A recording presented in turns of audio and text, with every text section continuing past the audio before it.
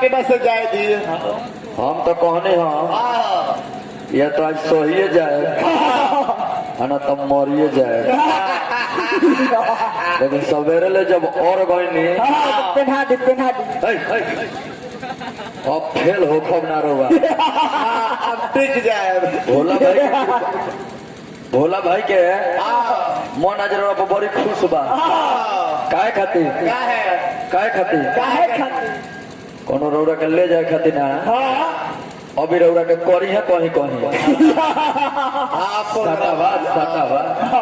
सटा बना करी है अब बहुत रहे बाबा सवाद देता नहीं इहो के कबो कबो कोई जरूरी बा। पहले निमन दे दे अच्छा से देता नहीं प्रोग्राम चली सुबह के बेरा भई रात भर अजर गजर तो भई पे कोई कि ना जी सवेरे कुछ निमन चीज हो खो भोला भाई कुबेरा फोन से बतियावल बड़ी बाउर चीज हो। मोबाइले बा जे बड़ा सारा लोग मोबाइले पहरल बा लेकिन मोबाइल जितना निमन बा उतना पाउरो बा। संजय भाई मोबाइल इतना झूठ बोलेला चीज कोनो होइला नहीं खे। झूठ बोलने खातिर अगर कोनो चीज बनल तो ओकर नाम मोबाइल हो। एक दिन यही 4 बजे भोर में प्रोग्राम में से लौटर डुमरी बाजारवा पर हुआ रौरा चौको पर 4 बजत रहे केहू बोमरी स्टेशन पर गाड़ी धरे पहुंच गई रहे। एक जना काका लोटा लेके बाजारवा के थोड़ा दूर आगवा बढ़ करिए बैठल रहा तले उनका मोबाइल पर 4 बजे भोर में फोन आई। हमरा ही ददन भाई इहो बहरी गई रहे तो मुंह फट न हवे। अब जब फोन आयल तो फोनवा पर अब का पूछलस ई तो ना सुनाई बकरी कहल ये भाई नहा ले बानी तू चला स्टेशन हम आते बानी तनी नाश्ता करता मर्द हमारे मुंह फट आदमी बोले जे कहो ए काका नाश्ता करता रहो तो सर घर पेट खाइए काहे नहीं खले बैठल बड़ो तो झूठ बोले खातिर बनावल गल तो मोबाइल बनावल क्या जी भाई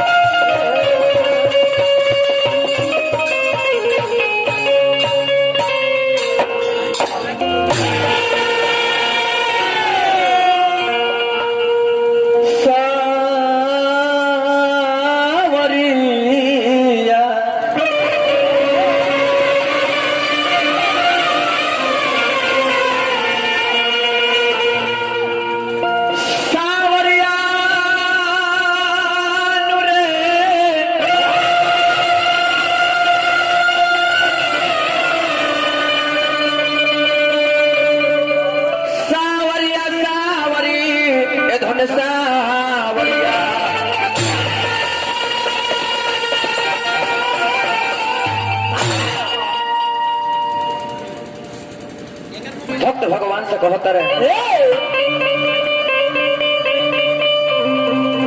कि तू ही परशुराम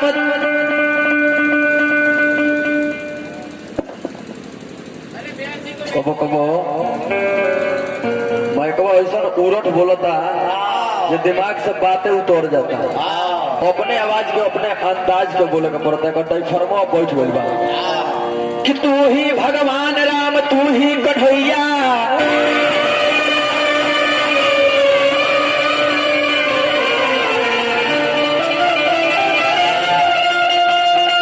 तू ही परशुराम चारों धाम ये गोसैया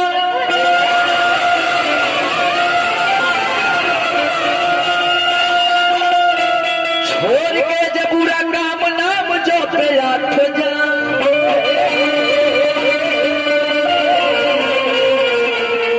सब कर बनवल बिगड़ल काम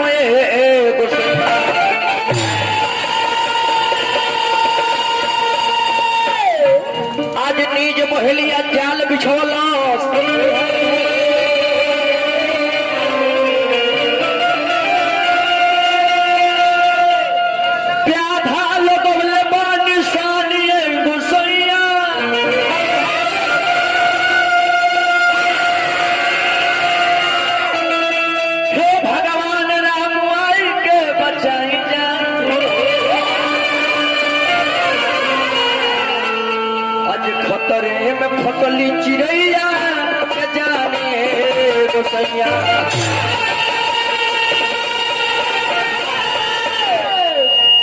बड़ी बड़ी बात यहाँ कहले बने लेके छोड़ा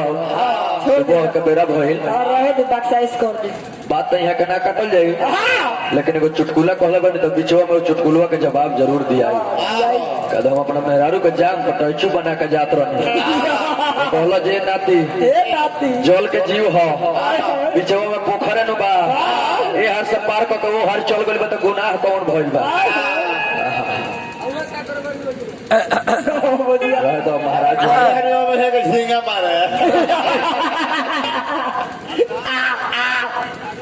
आगे बढ़े दी बीच बीच में दवाई हुई कितना बढ़िया गीत गौनी हो कौन गीत गौनी है यहाँ के कि आज होई मारा मारी चाहे होई मोरी यारी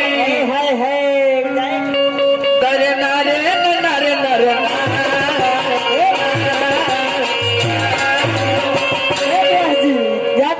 कि आज हे प्रदीप बाबा के झंडा तहरा ढोड़ी पर कोई जाओ ये बताए तो ढोड़ी में झंडा पा रहा तो हो धोतिया उठा देंगे तो रह तो हित बैठल बने कहत नहीं जे कोसी पे आज कोसी हां अभी पैसा खैले से उड़ाई है कोरोना में 100 रुपया बा काहे खातिर प्रदीप जी के वो खरी फाड़े खातिर कि ना जी तू चोरी आरू टाइट कर देगी एकदम फाड़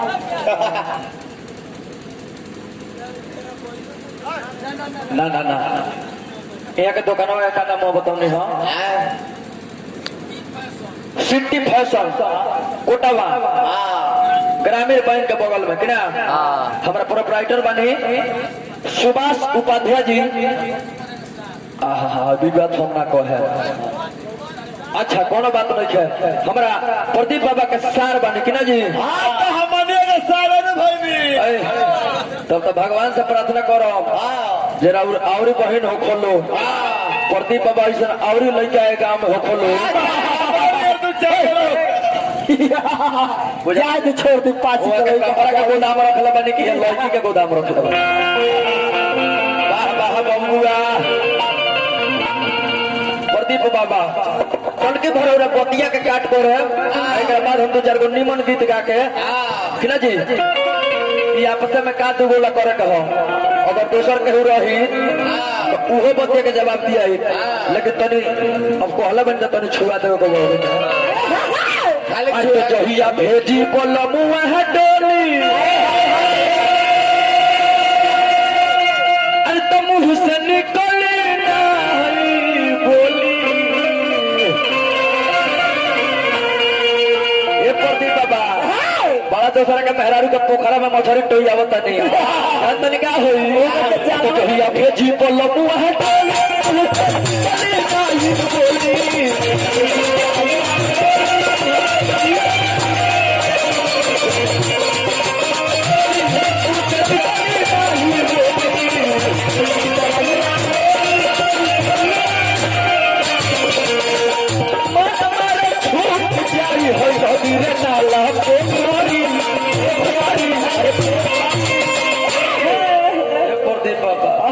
ठीक है मछरी पर ध्यान रहता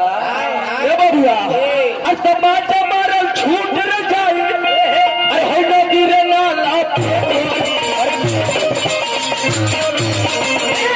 मोदी बाबा तो मारी पियावा मुँह सर जहिया भारत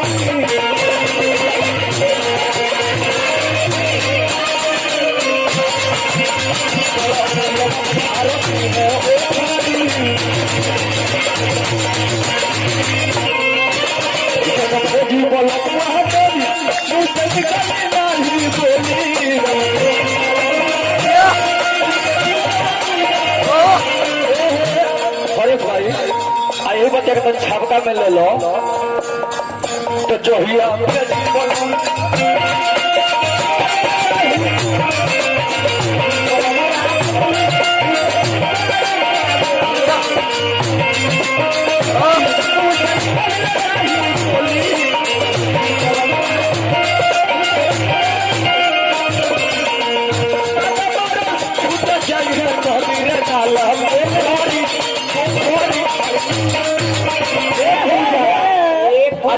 जहिया मुसर मुनवा फाट जाई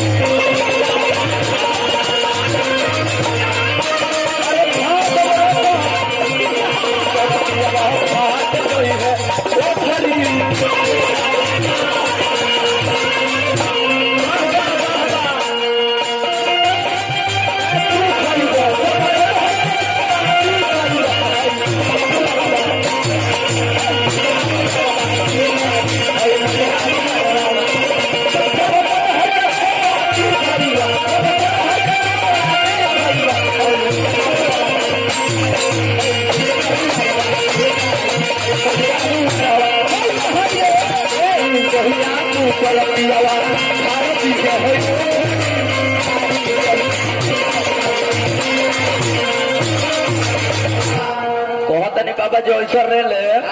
कि बेल ना हो महाराज और वकील है हम जज है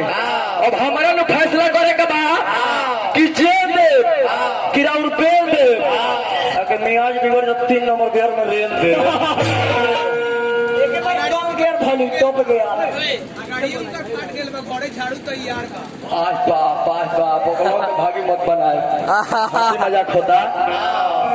ऐसा ना खबर सुना दीजिए यहाँ के घरे जाए से पहले बढ़िया बाजार पर भाग के चल जाए जाए दिए वहाँ के ना खिसियाए हम कहता नहीं का है जिसका भाई है अंदर जिसकी बहन है अंदर जिसका भाई यहाँ बैठा है सिकंदर कुछ नहीं होने देगा किना जी सब सौहार्द है बाबुआ और जब बड़का हुई तो सली बोलो मुआ से लावर धनियन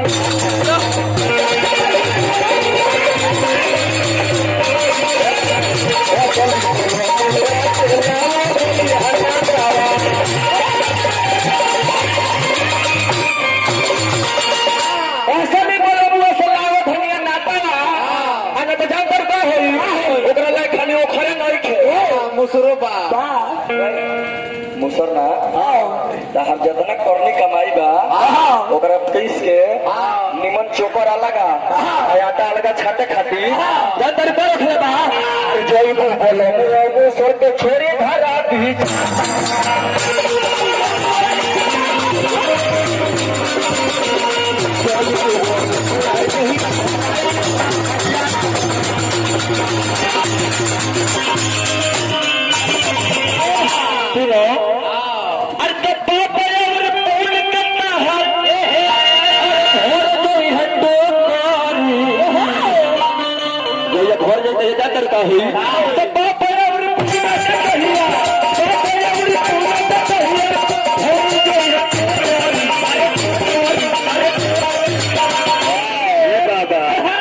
अरेली जो ही मुनावा में शरत जाइए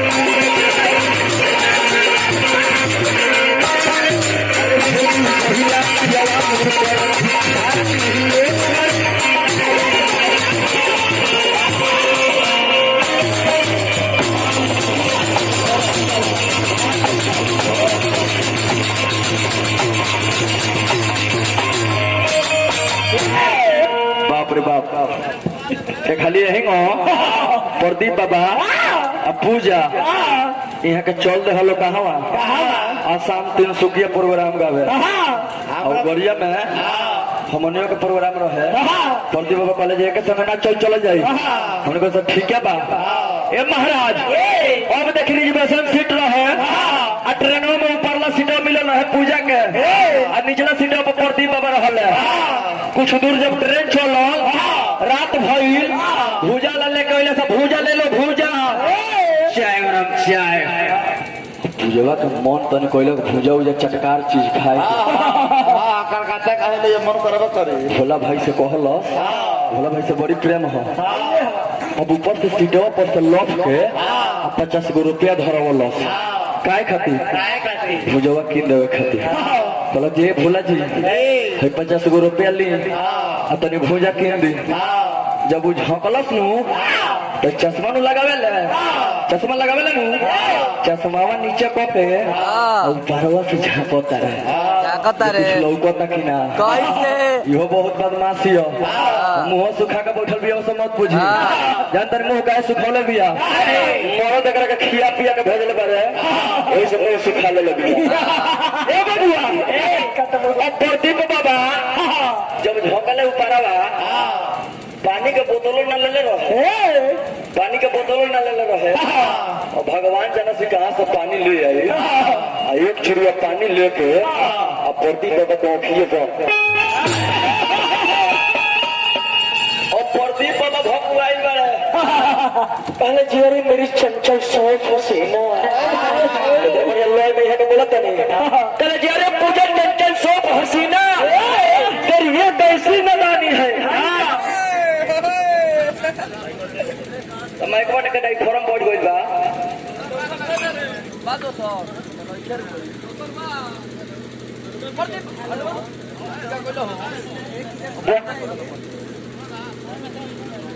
हेलो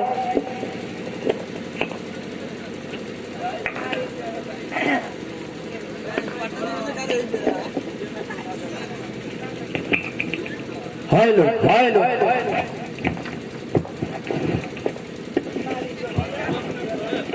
हेलो जानता नहीं और बहनों कम खचर ना हम अभी कहत रहे लोए में अरे चंचल सौंप हसीना अरे मेरी चंचल सौंप हसीना तेरी ये कैसी नदानी है